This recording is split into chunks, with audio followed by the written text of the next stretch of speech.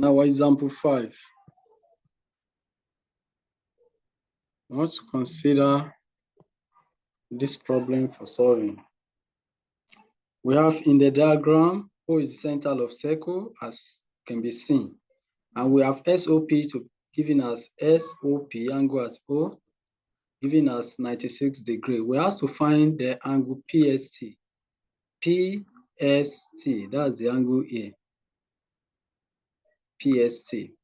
You can see now from example 1 to 4, we didn't have any involvement of tangent, but now we have tangent involved, and there are 3 aspects we discuss under tangent. We talk about alternate angle in the alternate segment. We also talk about how a chord or a radius can be perpendicular to a tangent.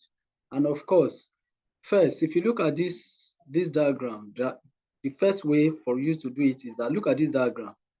Since OS, the same thing as OP. Let me draw it in a bigger way. We have this tangent here, and we have this one going this way, and we have this one coming this way. This place is 96. We have O here, Q, P, R, S, T. So we are to find the angle here.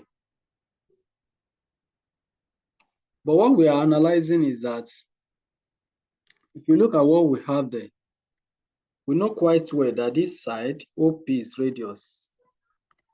Likewise, OS is radius.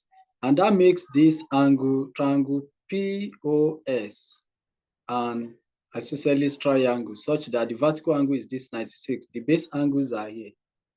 So for you to find the base angles, you subtract 96 from 180. 180 minus 96, you have, that should give you 84.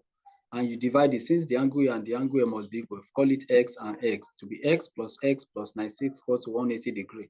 If you saw, you are 2x equals to 180 minus 96, which will give 2x equals to 84. So for you to get your x, which is one of the angles here, you divide 84 by 2. And that means we get 42 here. Here and here is 42. Now the thing is that one of the theorems we discuss under tangent is that if you look at this line, OS is radius, center of circle to circumference is radius, and this is tangent, meaning that the entire angle here can be said to be the one here, 90 degrees. Everything there is 90 degrees. So if everything is 90 degrees, and from here to here is 42 already, the remaining angle here that we have to find, which is the angle PST.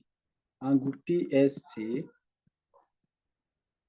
will now be equals to, since between the radius and the tangents is 90 degrees, right angle, you subtract 42 from 90 to get the angle, and you have 48 degrees at the angle there.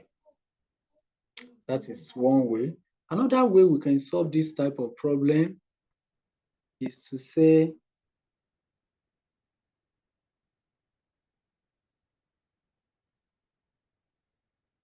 if you look at this diagram quite well, we see that this angle 96 degrees, this angle is sustained by chord PS or arc PS.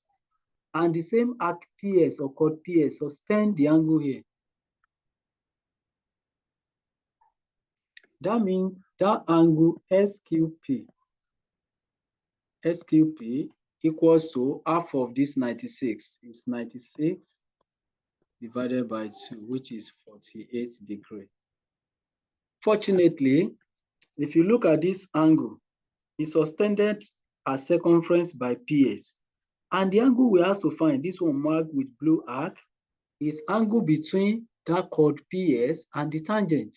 And remember the theorem that says angle between a chord and tangent, this one now, is the same, is equal to the angle that such a chord PS sustained at other part of the circumference, that is this one. That means if this one is 48 here, the one here too is 48, they are equal. angle in the alternate segment. That's another way of solving it. You still get the same answer. So we move on to example 6.